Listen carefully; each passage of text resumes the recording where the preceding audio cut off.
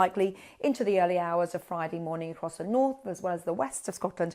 1 or 2 clipping Northern Ireland. A chilly start to the day on Friday, but it will be bright. Through the morning then, a few showers tracking across England and Wales, but they'll be few and far between. Some drier weather, but showers continue and they'll be heavy across central and northern areas of Scotland. 1 or 2 just creeping in across Northern Ireland. So a keen breeze up here, further south, a lighter breeze as temperatures rise around 12-13 degrees Celsius. And that pretty much sets the scene for the weekend. Chilly mornings, but some milder air through the day.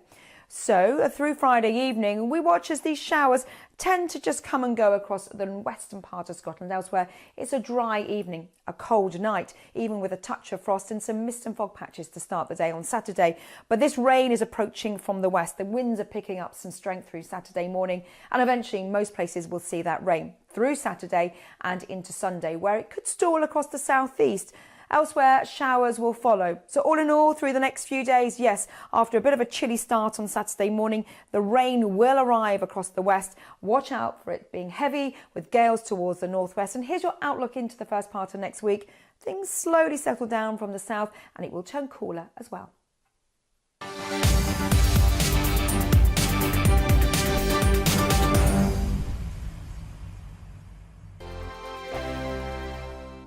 We are GB News, and we'd like to say thank you to each and every one of you for bringing us your conversations, for helping our great nation find its voice. We are here for you on radio, television, and online, across England, Scotland, Wales, and Northern Ireland. It's not the BBC, you actually get your facts right. We are proud to be GB News, the People's Channel, Britain's news channel. Every Friday and Sunday night from 9, it's Mark Dolan Tonight. We're on the same page again. There's something good happening. Let Ian finish. Don't be such a cranky. That mini budget was the tip of the iceberg. And on Saturday, my show just got bigger. From 8, it's Mark Dolan's Saturday Night In. You can't govern a country if you can't speak. Stop talking. My God, we reached the end. I've never been early in my life. Only on GB News, the People's Channel.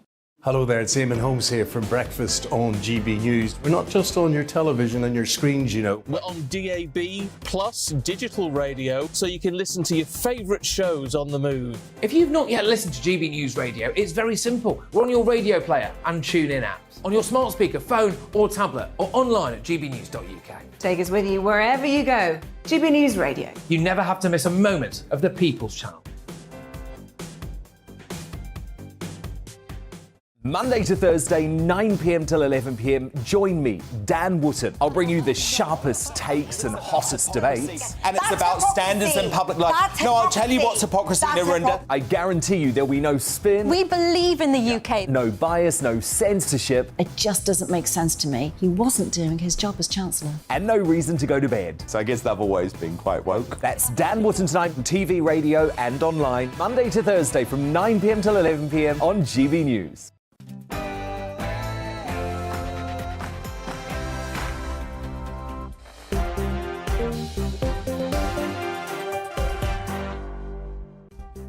Good evening, it's 6 p.m. I'm Emily Carver, filling in for Michelle on tonight's Dewbs and Co.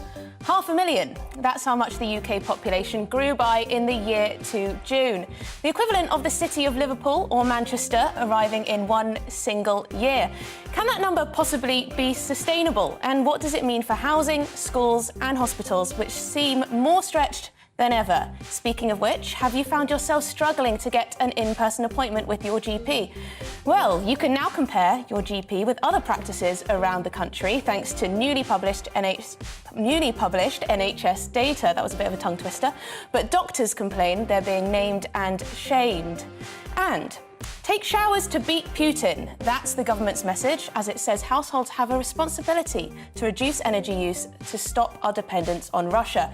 Is that common sense, or is it an insult to your intelligence? And finally, you might have missed it, but Keir Starmer has picked up a very prestigious award. Is he leading Labour to inevitable victory? We'll be discussing this and more with my fabulous panel. All of that to come tonight on Dewbs & Co. But first, the latest news headlines.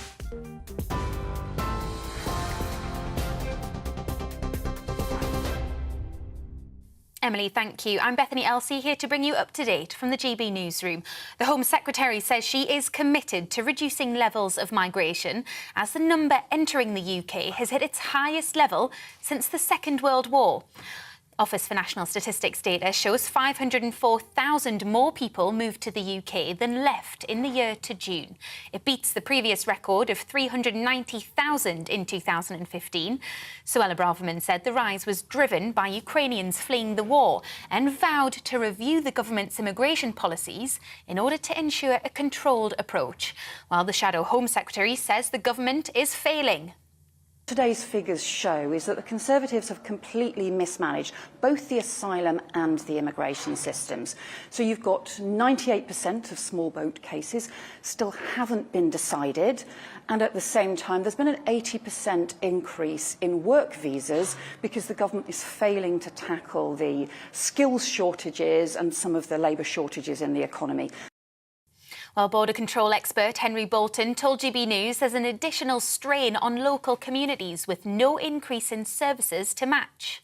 You've got MPs from across the country, and it's sort of beyond one party here, saying, look, what is happening here? Our local areas are being now flooded with people, our hotels are being taken over, we have no idea how long this is going to go on, and no idea what you're going to do about it. There is no plan, and that's the problem.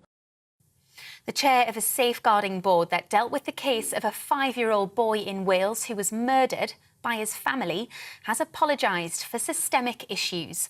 Logan Mwangi died in July last year after months of abuse at the hands of his mother, stepfather and stepbrother, who were given life sentences earlier this year.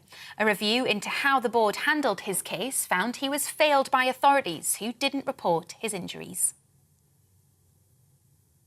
120 people have been arrested in the UK's biggest fraud sting.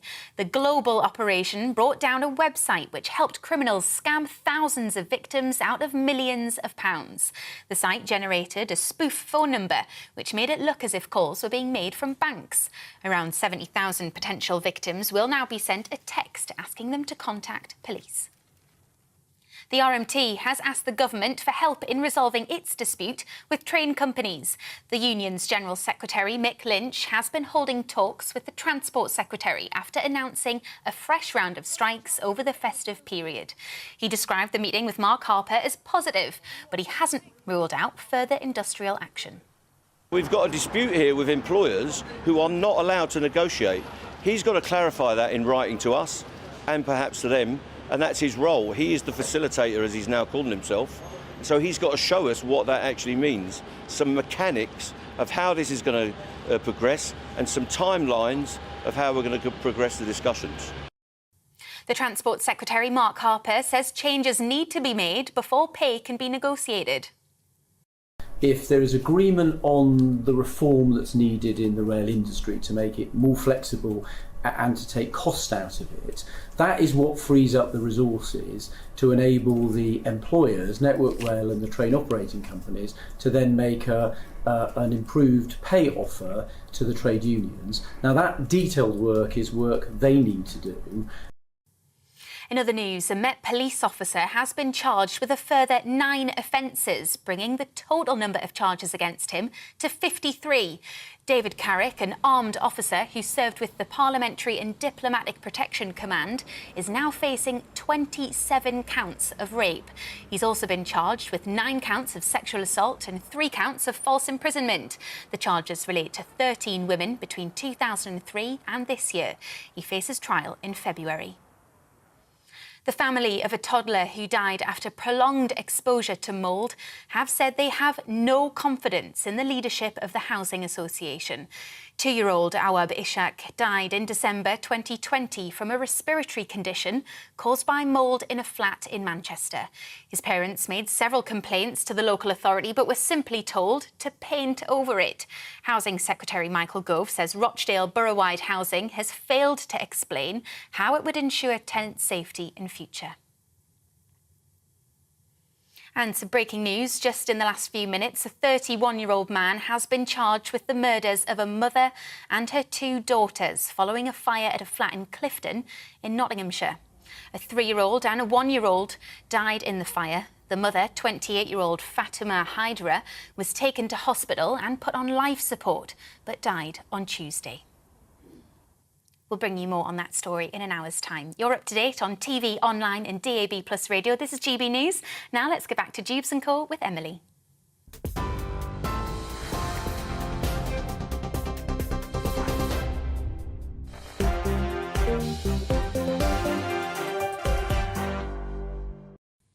Thank you. Welcome to Dewbs & Co with me, Emily Carver. So I'm going to introduce my panel. We have former Lib Dem MP and favourite on GB News, also reality TV star, I must say, Lembit Opik to my left, and James Woodson, who is visiting professor at the Woodhousen at the London South Bank University. What are you a visiting professor in? What subject? Forecasting, innovation. Sounds very interesting. Perhaps that will help with our discussions today. Please, we're going to be discussing an awful lot today, that massive figure, net migration figure to this country, the equivalent of about Liverpool or Manchester joining our population in just 1 year alone. What are your thoughts on that? Are you worried about social cohesion? Are you worried about our infrastructure? Do you think the government has the ability to get those numbers down? Please do let me know what you think. I'll be getting the thoughts of my panel, but of course we want to hear your views the most at GBViews, gbviews@gbnews.uk, or tweet me at GBnews or at Carver Emily. So the figures are out. The UK population grew by an astonishing 504,000 in the year up to June. That's the highest net migration figure on record. The number was boosted by the relocation of Ukrainians, Hong Kongers and Afghans fleeing conflict or persecution, but also 277,000 students, some of whom will bring dependents. The Home Secretary has said the government remains committed to reducing immigration over time, while the Prime Minister's official spokesperson said that while he, Rishi Sunak, wants to see net migration come down, he has not put a specific time frame on that. It all seems a bit wishy-washy, does it not, Lembit? Do you think it's possible, even for the government, to get these figures down? It's quite extraordinary. We look back at New Labour as the ones who opened the floodgates, in other words, to immigration from everywhere in the world, not least from the European Union. But the Conservatives, under Conservative watch, hundreds of thousands every year. Well, there's nothing wishy-washy about 500,000 people. It's a huge number.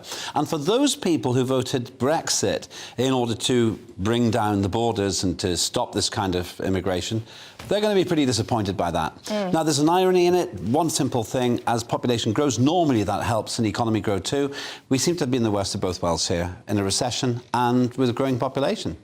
Now, why is that? Because we often talk about how immigration is good for the economy, yet we've seen stagnant productivity and also stagnant wages. So can it truly be said that huge numbers in terms of migration is a good? Well, it probably would be even worse if they weren't coming in here, to be honest with you. We've got an ageing population. Well, we can't know that. Counterfactual. Well, from an economic point of view, I think we can say something about it. We have an ageing population, and that means we need to backfill the retirees with somebody.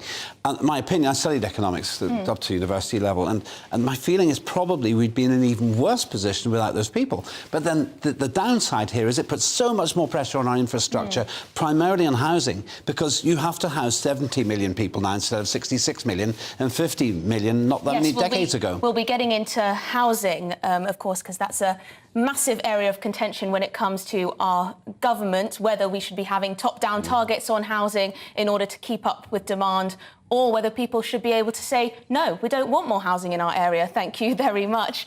James, what are your thoughts? It is an astonishing number. I think a lot of people who are quite relaxed about immigration in general have been taken aback by this massive number.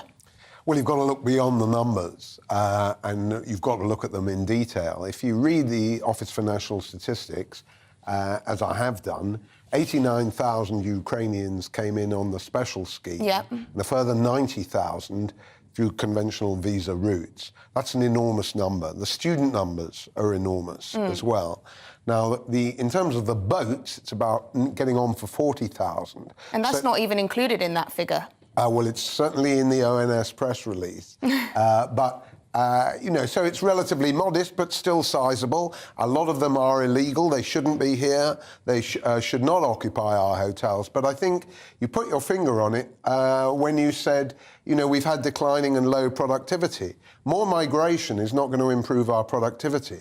That's to do with mechanisation, to do with delayering the bureaucracy in the National Health Service. I even found myself agreeing with Rishi Sunak recently, an unlikely prospect, when he talked about robots in healthcare, for older people and so on. The other thing is, we've got to be very careful.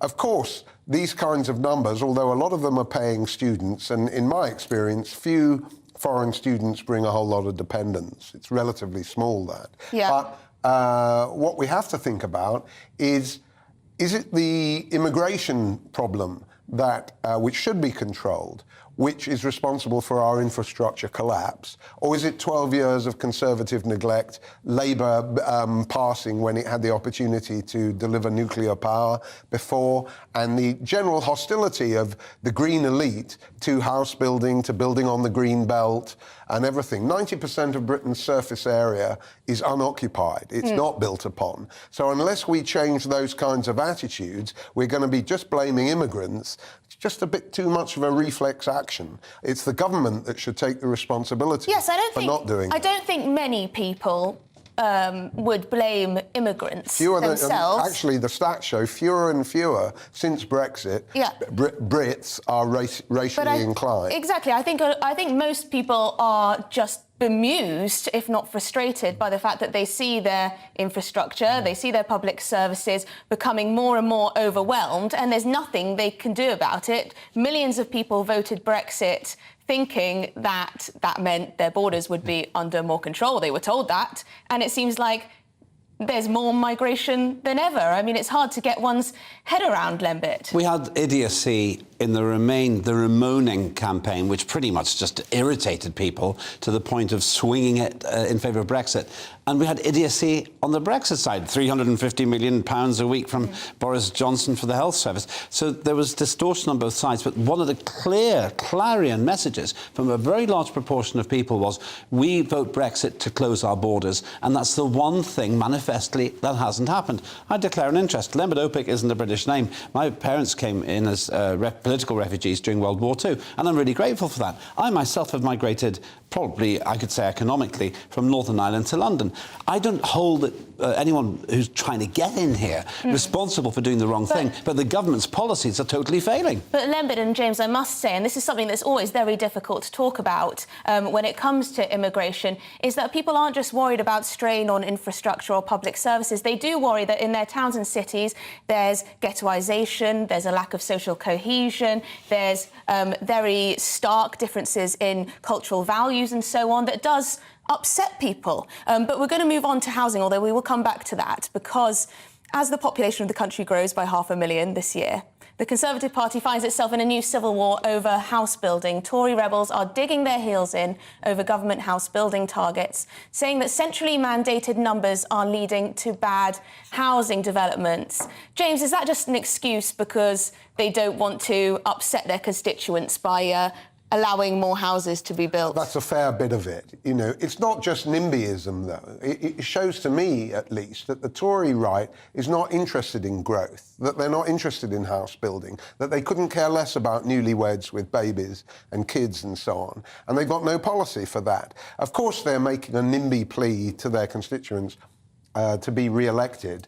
But, the fact that Rishi Sunak, Ricochet Rishi, as I like to call him, is now wavering on this question, and may go back on these targets. Of course, targets are risible a whole lot of the time, and central ones drawn up by this and most governments are going to be very wrong and perplexing.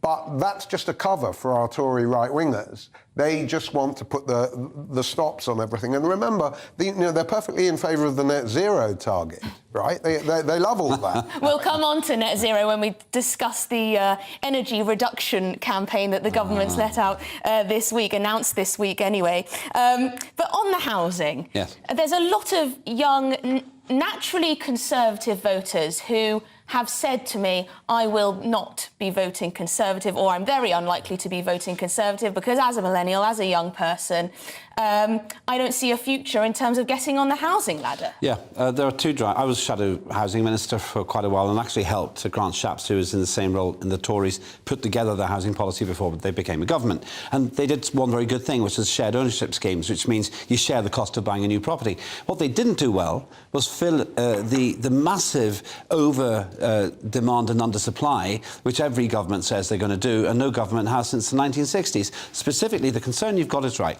On the one side, the Tories will lose votes if they have property being built in, let's say, villages and towns where they don't want them. And then on the other side, you've got those people who cannot get on the housing ladder because they can't afford it, or there literally isn't property. We do have this problem here. We had NIMBYs, not in my backyard, but now we have bananas. Build absolutely nothing anywhere near anyone. Very good. But I'm wondering what viewers at home are thinking, because I imagine there's a lot of you who take the view that you didn't vote for mass immigration, you didn't vote for more housing developments in your area, and you feel like because of the government's decisions, and perhaps you view them as lies in terms of immigration, getting it down to the tens of thousands and so on, you feel like perhaps your area is going to be overdeveloped and you're not too keen on green areas also being built on because of political decisions. Let me know what you think about that. Do you think it's fair that the government enforce targets on areas of the country in order to get housing demand under control, in order to reach demand with more housing? I think it's a very difficult one because so many people, so many young people are spending upwards of half of their net income on rent to live in not particularly nice accommodation, and it's not the best place to go and start a family, move up in your career and so on. Do you think it's fair at the moment? Now, you've been sending in all your opinions, it seems. Karen says on the migration question, I have no faith in any politician to get a grip of this emergency. I've lost all hope. We need a party with a backbone. Paddy says, I voted for Brexit and would again, but I don't care if immigration goes up or down, as long as we control who comes in, who stays and who leaves. That's very interesting. Very so it's not about numbers for Paddy. It's more about knowing who's here, why they're here, and knowing and feeling like the government actually has made a decision for one reason or another that makes sense. Well, just on the numbers thing, it's very interesting. You know, again, with housing, we have to look at the quality of the housing and also where it's put. Now, when I was standing for the Brexit Party, if you'll allow me, Lembit, during the last election, it was quite clear to me that the Liberal Democrats running Carshalton and Wallington would build any number of houses, but no car parking spaces and nothing to support them, just because, you know, it suited the wealth for the borough and so on. And the houses were very small. We have the smallest in Europe. And I think I was quite moved, actually, by Michael Gove when he went up to Rochdale today. I saw him on the telly. And somebody said, you know, what do you think about that 2-year-old child who died? And he just said, there are no words, actually. And we've got to look at the contempt with which social housing people who live in those social housing are regarded by people like Rochdale borough-wide housing. You know, it's the same contempt that we saw at Grenfell. So we have to have a different attitude to it. And, of course, people subject to central targets will suddenly find overdevelopment, speculation and all the rest of it that we find there. But we have an elected government, on the other hand, and their job is to help build tons of houses. They're not doing that. Why? Because they do not want to deregulate the land, which they should, and they will never consider building houses with robots the way they do iPhones. I mean, it is astonishing that there are Conservative MPs at the moment who are rallying against housing targets right at the time when figures show that 1.1 million people arrived in this country in a year. Not really, because I think Jim said it before. That NIMBYism happens for politicians because you get nagged by 50 well-to-do supporters of your party. Paid off the mortgage. We don't want these 30 new houses. We don't want social housing in our posh little town. And then you write a letter to the local council to complain. It doesn't necessarily mean the MP particularly cares one way or the other, but they want to get re-elected. So that's how the NIMBYism works. And the people who object are always better organised than the people who want them, those new houses, because by definition, the new residents aren't there until the houses are built. Well, Karen says they are building more houses where I live and they seem to be building on farmland, which is unfortunate, which in my opinion will one day result in increased prices for food. I don't know about that, Karen, but it does, it does show that some people are not happy, of course, with where housing is cropping up. Anyway, we could speak about that all day. But coming up, GPs who fail to provide in-person appointments are coming under the spotlight. Is it right that they're named and shamed? We'll be back after the break.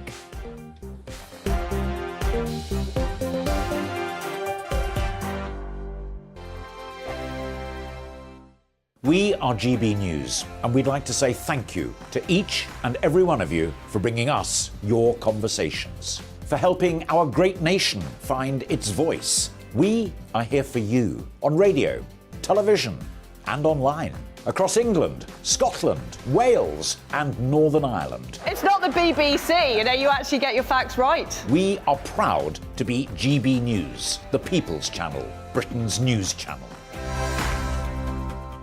Every Friday and Sunday night from 9, it's Mark Dolan Tonight. We're on the same page again. There's something good happening. Let Ian finish. Don't be such a cranky. That mini budget was the tip of the iceberg. And on Saturday, my show just got bigger. From 8, it's Mark Dolan's Saturday Night In. You can't govern a country if you can't speak.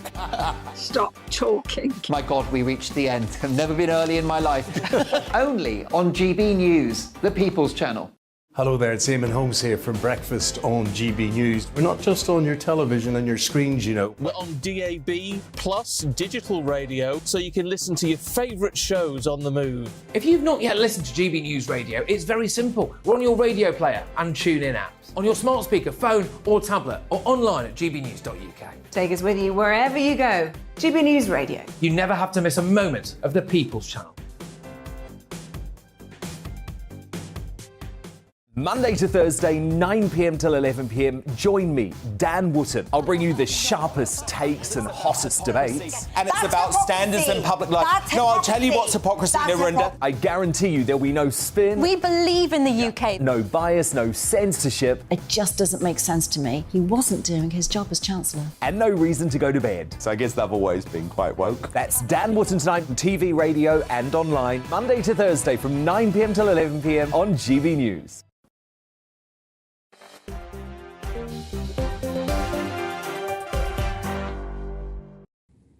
Welcome back to Dewbs & Co with me, Emily Carver. Now, joining me until 7, my panel. Former Lib Dem MP Lembit Opik. And on my other side, James Woodhausen, who is visiting professor at the London South Bank University in Innovation and Forecasting. Now, you've been sending in all your opinions on house building. Doe says house builders often wriggle out of providing roads, schools and other infrastructure, and councils do not enforce. Yes, this is what we were talking about. In my area, where I'm living at the moment, there's lots of housing going up, and that's brilliant to see. Lots of families will be moving into the area and, crucially, having a home. That's brilliant. But I do wonder where the money comes from for the council, and whether we'll have enough school places, GP appointments, and so on. I do worry about the sustainability of such large numbers of people coming here every single year. Now, speaking of GPs, doctors say they're being named and shamed as the NHS starts publishing how many in-person appointments GP practices are holding. NHS Digital lists the performance of every GP practice in the country, including how many people were given an appointment on the same day. Lembit, naming and shaming. It's a good way to improve performance, no? Oh, really not. This is actually the... I was named and shamed at school. It helped me. That's why you're here today, in that case. Overachiever. But the problem with this is we're not talking about GPs deliberately having long lists. It's not like GPs say, oh, I really can't be bothered to have any more patients today. This story has actually occurred in two different ways over the last years. First of all, it was naming and shaming those patients who didn't turn up for their appointments, and that got thrown out. Now it's naming and shaming GPs who are already very hard pressed. You can argue they get a lot of money, but I wouldn't want that job, not least because you get the same people coming in again and again and again. That's what happens to MPs, that's what happens to GPs. let's just trust them a bit. The NHS isn't the most efficient system, but it's probably the best in the world. And I'll be interested to hear what you at home think about this. Firstly, are you finding it difficult to get a GP appointment in person? Can you get one online, but the hope of getting one face-to-face is a little bit lost? Or do you think that, well, can you see one? And then second, do you like the idea of naming and shaming? I mean, I don't see it as naming and shaming, James. This is more just keeping track of what's happening in different doctors' surgeries, and it's about transparency.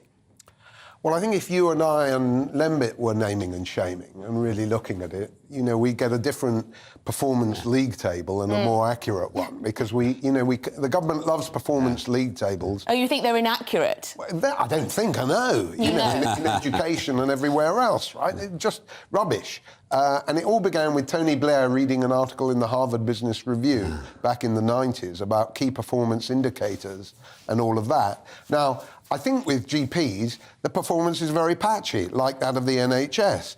I go to Putney Mead medical practice. OK, wait. We're going to look this up on the NHS digital site. Putney Mead. Terrific. Let's see. Putney Mead. Let's see what they've got. Drink you drink. So, I've got it here. Now, the number of face-to-face appointments, 7,485. 67.2% of appointments with GPs are face-to-face at your practice. That is not bad, but it's not great.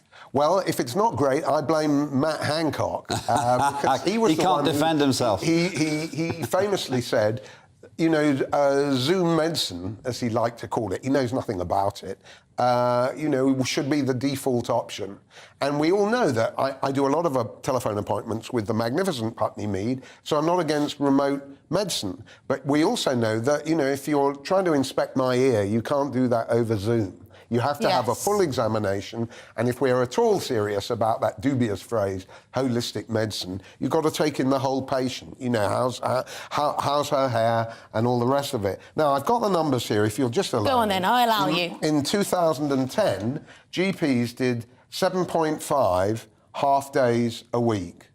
In 2019, that was down to 6.6. From 7.5 half days a week, nothing really to write home about.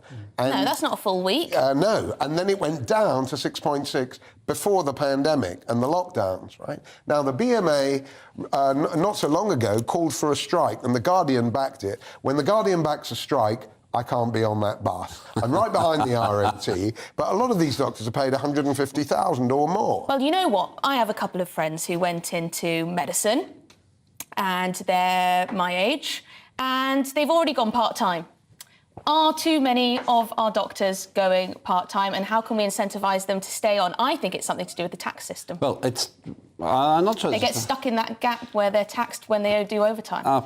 That might be the reason, but I think there's a more profound reason, and it's the same demon culprit that James has already mentioned. Tony Blair and his team made this ridiculous deal with doctors, which put their salaries up, but their work expectations down. Brilliant negotiation by the medical side, terrible negotiation by the government.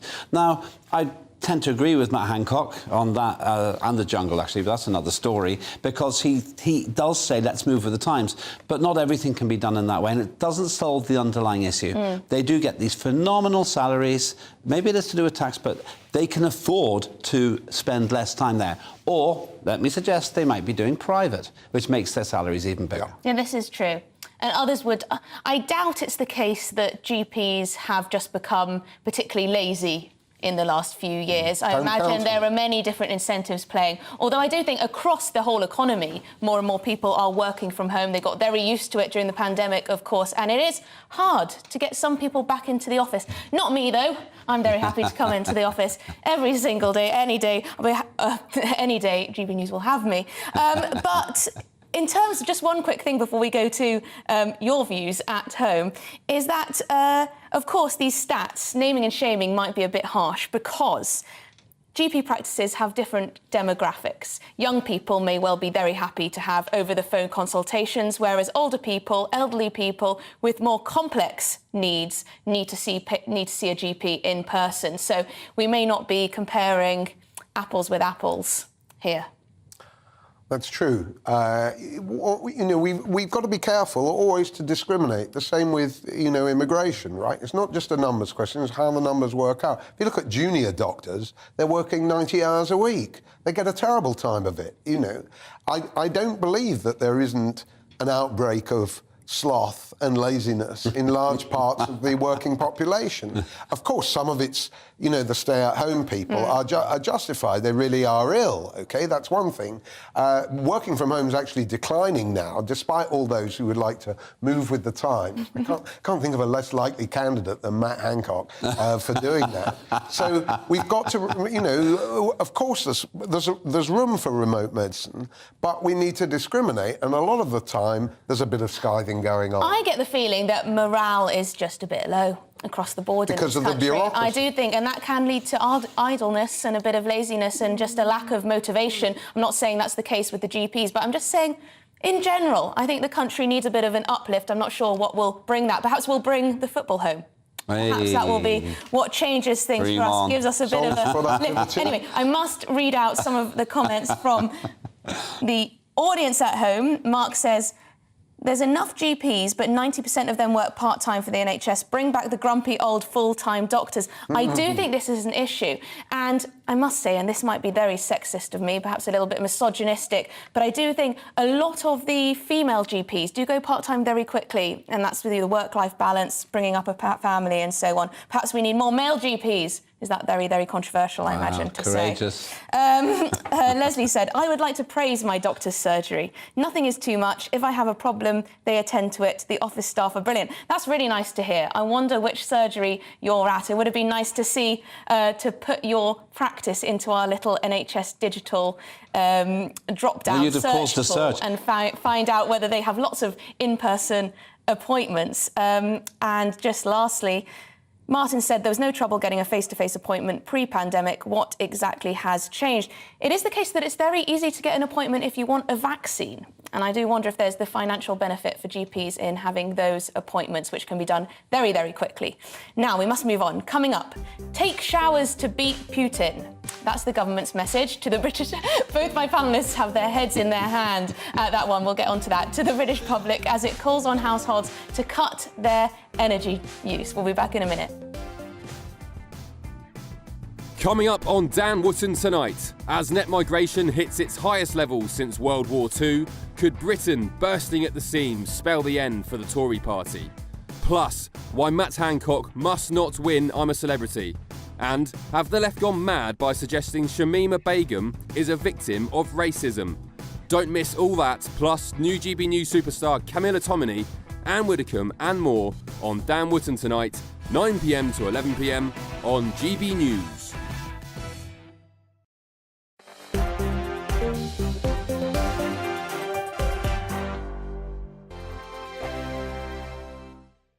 Monday to Thursday nights on GB News. At 6, it's Dewbs & Co. 7 o'clock, Farage. At 8, join Mark Stein. And at 9, Dan Wootton Tonight, followed by Headliners. On TV, radio and online. This is GB News. We are GB News, the People's Channel. Why not take us home with you by visiting the GB News shop at gbnews.store. You'll find all the official merchandise, a really good present actually for yourself, your friends or your family. We ship across the UK mainland at no extra cost. GB News, the People's Channel. Hello, I'm Esther McVeigh. And I'm Philip Davis. Whether you're watching or listening on TV, online or on radio, we handpick the latest stories, debates and expert opinions for your weekend. So whether that's politics, news or showbiz, we've got it covered. Join us every Saturday morning at 10 o'clock on GB News. Monday to Thursday on GB News, it's Bev Turner Today from 10 a.m. We're going to be here for you, our GB News family, to keep you up to date, but also make you smile. The guy went from puberty to adultery. And I can't wait to bring a few of my own opinions. I have no time for cultural totalitarianism. We'll engage in passionate, but always polite debate, with your thoughts and opinions at the centre of it all. Monday to Thursday, 10 till 12, on TV, on radio and online. Hi there, it's Stephen and Anne. At breakfast from 6 a.m, you'll always be caught up with everything you need to know, the latest headlines, opinions and debates. We'll bring you the good news and the bad, but most of all, we're here for you. Remember, send in your views and let us know what you would like us to talk about. That's because we're your news channel. And every morning at 6 a.m, it's breakfast on GB News.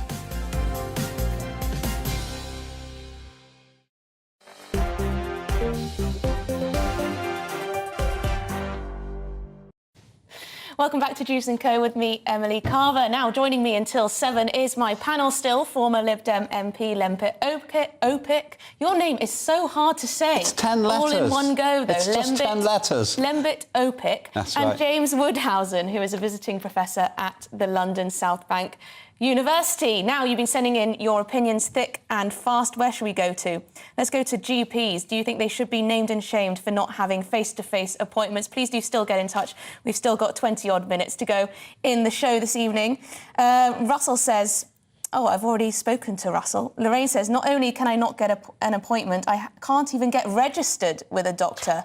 I've recently moved and they are saying they are full. How can this be right? Now, we heard a lot about this when it came to dentists, but in terms of GPs, that is quite appalling, really.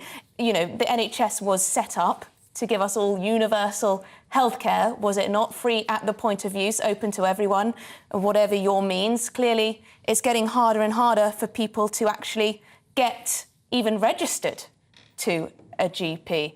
Anyway, we're going to be moving on to energy use. The government is spending £25 million of your money to tell households how to save energy. Recommendations include turning down your boiler, switching off radiators in empty rooms and taking showers instead of a bath. I don't know about you, but my dad did teach me this all before I turned about age 10. Anyway, Chancellor Jeremy Hunt says households have a, in quotes, responsibility to reduce energy use by 15% to stop Britain being blackmailed by Russian President Vladimir Putin. I'm not sure how he squares that with migration, net migration at 500,000. Surely energy use is only going to go up. Anyway, James, if I thought I could stop Vladimir Putin by taking a shower, I'd never get out of it. Well, maybe you never get out of it anyway. But, well, you know, households should take responsibility, shouldn't they? I mean, the government should not take responsibility because it doesn't. It doesn't have an energy policy. And this really shows how Jeremy Hunt is the undertaker for the collapse of the undertaker? Yeah. He looks as grim and dark-suited and impersonal. There's a lovely photo I could post. And he's got nothing to say about energy, except that it's your fault. You've got to make your contribution. And then, as you rightly hint, Emily, he patronises us with an advertising campaign saying, turn the lights off. But, Lembit, I think that perhaps this could be a good idea, actually, because we are where we are. And at the moment, the taxpayer, all of us, are subsidising bills to about £3 billion to £5 billion a month. That's the projection. That's what it's costing us all to subsidise bills. So therefore, if we do cut our energy, thanks to the government telling us to, or advising us in this way, then surely that's a net benefit to all of us. Well, turning Great Britain into stink Britain in the process. What, from not washing enough? Well, yeah, but some people will just skip showers and they say, well, just let's go with the whole hog and save the money. We'll smell for Hunt. I hope you showered before you came here today. I sweat a lot when I'm on the show. Here's the problem, though. Here's the problem. We know that why this has happened. It's not because of Putin. He is instrumental a little bit. Well, it hasn't helped. No, but we've got what has fundamentally caused us to be vulnerable is our idiotic energy policy. We've got £1 trillion worth of gas under our feet, but we haven't got the courage to use it for some misplaced environmental obsession. Let's not dress this up. A first world, 6th biggest economy in the world country should be able to have a bath when it wants to. I think that's a strong campaign message, Lembit. I might set up a party. Yeah, well, Bathe for Britain. There's lots of new parties cropping up, aren't there? What do you think? Do you think this is a distraction almost from the government's incapability, whatever the word is really to describe the government, in terms of the fact that they've left us so insecure when it comes to energy? Emily, it's not a distraction, it's an abdication of responsibility. You know, they don't know anything about energy, and nor does the Labour front bench. They know nothing about it. They continually confuse it with electricity. It's not the same thing. And they really believe that intermittent solar and, above all, offshore wind can really allow our steel factories what's left of them and our manufacturing what's left of it. There's a fair bit. And intermittent power can deliver this. And when you fault them on that, they will say, well, look, nuclear plus renewables will do it. Nuclear can't deliver the heat and the on-demand electricity that is required from intermittent backup. And the whole thing with these renewables, or unreliables as they should be termed, is that you have to build a more complex grid, lots more backup, and there's all these civil servants involved on contracts for difference and all the rest of it. More bureaucracy, just like the NHS. They got 1,000 people down at Ofgem, and still they're employing consultants, for God's sake. And the point Jim's making is really interesting. It's called spinning reserve. When it's not windy and when it's dark, you don't get any solar and you don't get any wind. And nuclear, it just chugs away at a steady state, and you can't store, like, megawatt hours, because we haven't really got any way of doing it. So the whole problem we've got here isn't about people taking baths. It's about, as James says, the government having this ludicrous obsession with a non-existent climate crisis and putting this country on its knees, and, most ironic of all, dependent on places like China and India, so that we import the things that they make while emitting CO2. It does seem like our politicians are very happy to virtue signal on the international stage, but actually what happens is that we end up being more and more dependent on rogue regimes, or otherwise distasteful, immoral regimes around the world for our energy, which is not good, and it will lead to a deeper recession for us. All of these energy costs, we do have some of the worst in the world now in terms of prices, which is not where Great Britain should be. Anyway, we must move on. Coming up, a new poll shows Labour holding onto their lead in the Red Wall as Keir Starmer scoops a prestigious award. Stay with us.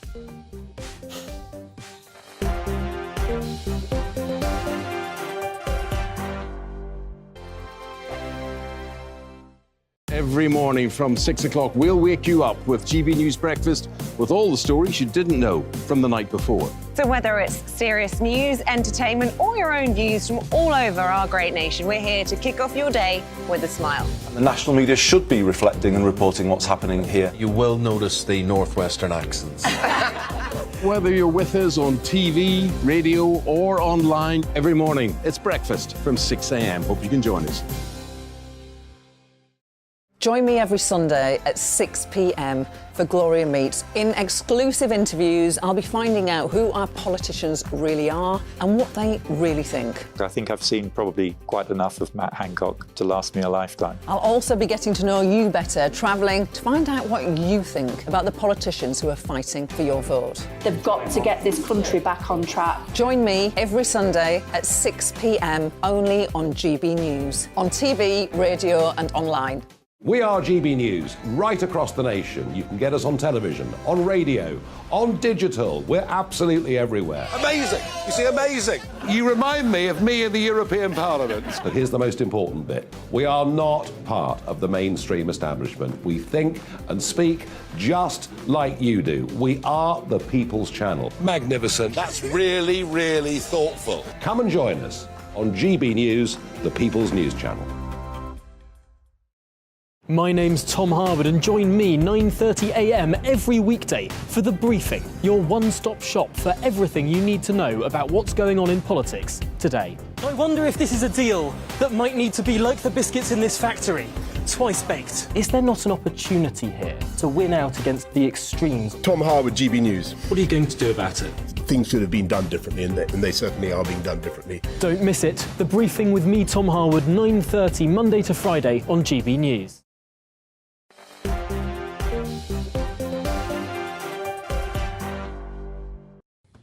Welcome back to Dewbs & Co with me, Emily Carver. Joining me until 7, my panel is still here. Thankfully, Lembit OPIC. Got it right. Well done, that woman. Thank you very much.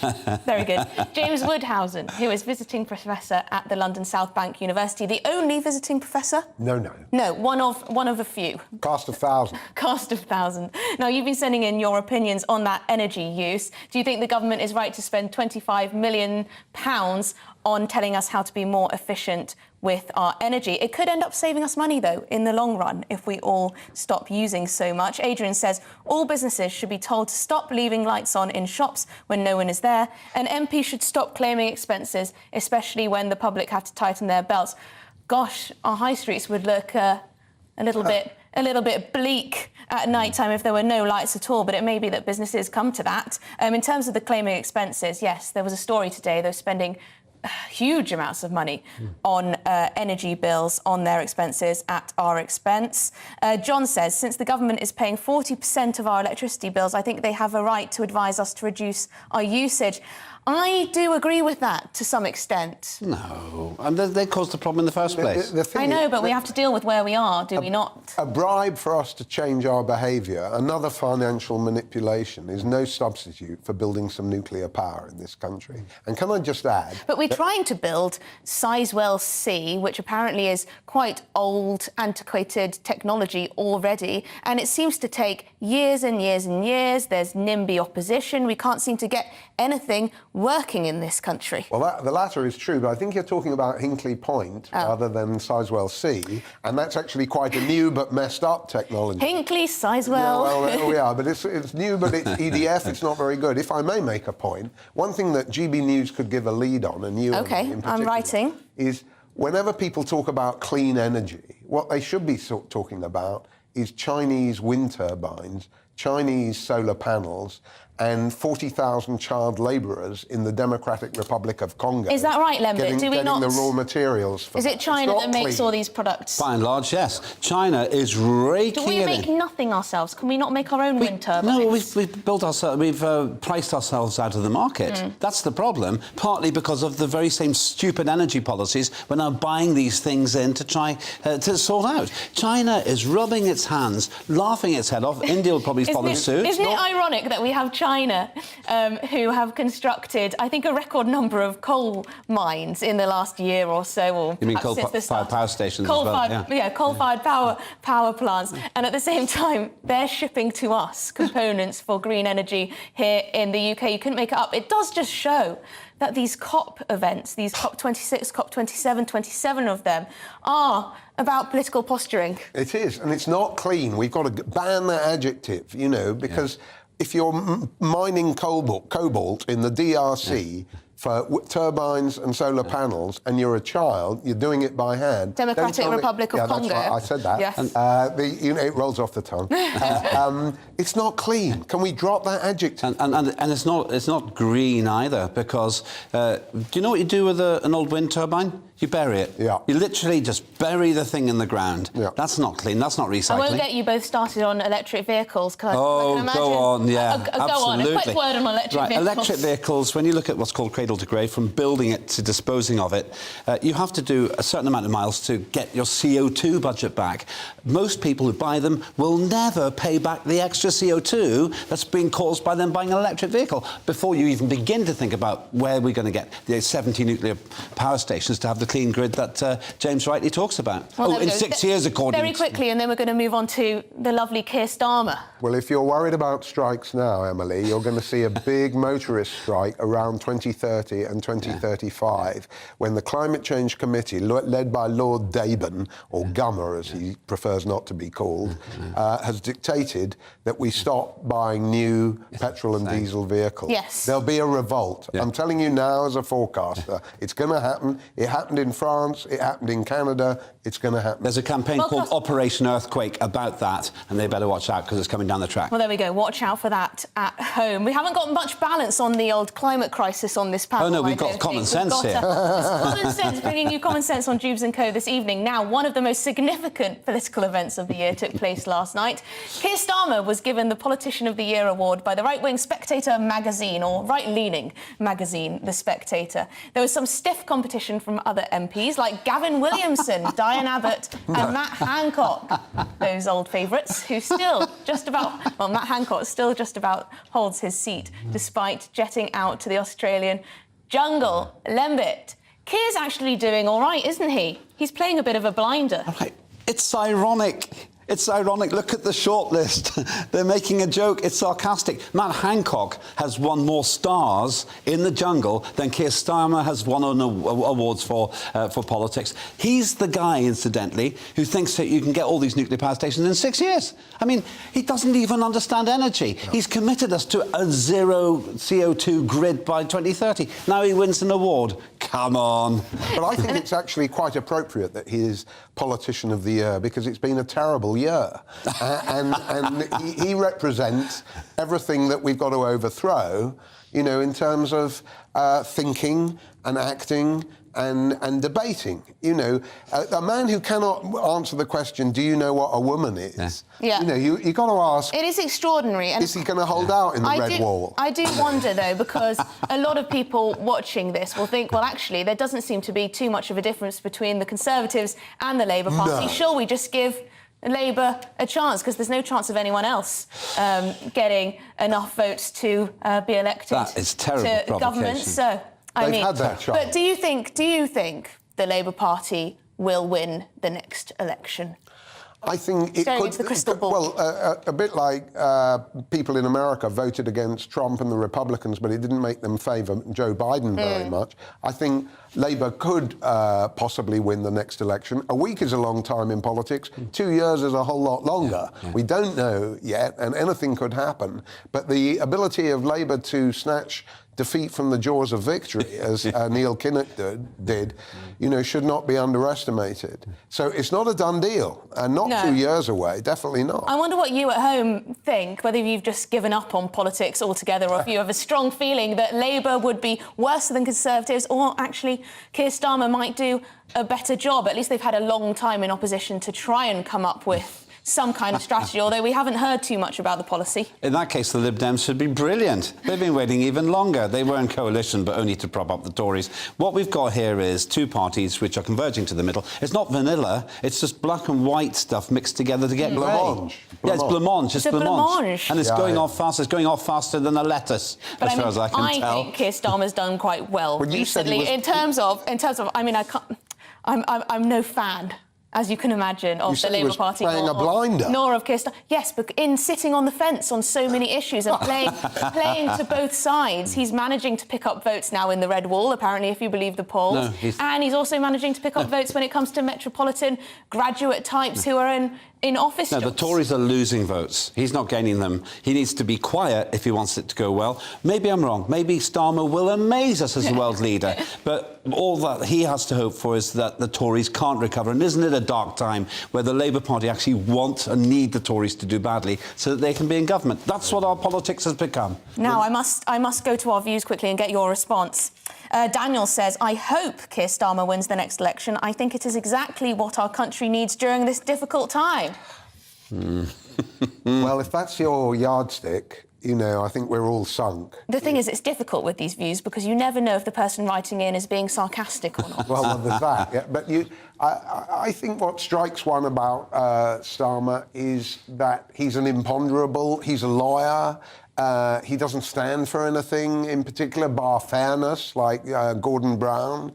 And, you know, when you say he's played a blinder by sitting on the fence, do you think the population don't notice that? No. You know, do you think workers in the Red Wall don't pick it up, and, that he's an embarrassment? Well, Ben at home says the same as you, really, Lembit. Keir Starmer has worked out that doing nothing and saying nothing in this difficult and complex environment is the best way forward. Good luck to him. The question for him, for Keir Starmer, who's no doubt watching, because he'll hang on every word, is he sticking by what he said to CBI about being a good party of government, or is he supporting the unions to support his party with all the strikes? Well, No one knows, and we could talk about the strikes or his lack of position on that for hours. But I must thank my panel, James Woodhausen and, of course, Lembit Opik, who have been with me since 6 o'clock. I'll be back tomorrow to cover for Dewbs while she's away. Nigel Farage will be live from Clacton-on-Sea in Essex in just a few minutes' time. Let's go to the weather. Good evening, Alex Deacon here with your latest weather update. Still pretty wild conditions across parts of Wales this evening, but tomorrow overall a drier and a brighter day with many of us seeing sunny spells. We saw some very heavy rain from this weather front that whizzed across the country earlier on, and we've now got the isobars squeezing together out west, so it is still very windy, I say, particularly across Wales where we do have a Met Office